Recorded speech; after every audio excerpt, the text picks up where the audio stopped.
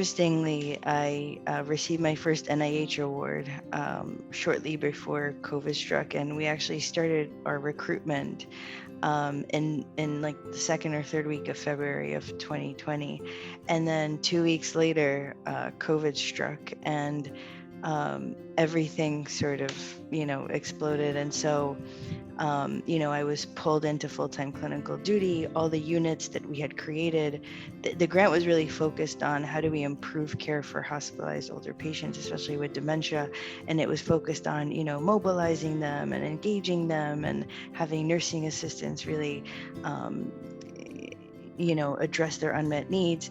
And then, COVID hit, and as a geriatrician hospitalist, it was a direct and very rapid hit on my patients, and very rapidly I saw just the devastating impact of COVID on older adults. 80% of people that died from COVID were my patients, older adults over the age of 65, a lot of them older. Things that I had been fighting for since I was a fellow, things like, engaging the patients and mobilizing them and reducing delirium and helping them maintain their function and their independence. All of that just became irrelevant during COVID. Engaging family members. We were isolating older adults, not just by wearing PPE, personal protective equipment, and these, social isolation things that were happening, social distancing, which really means social isolation, and these mitigation strategies and visitation restrictions, which greatly impacted our patients, the devastation at nursing homes.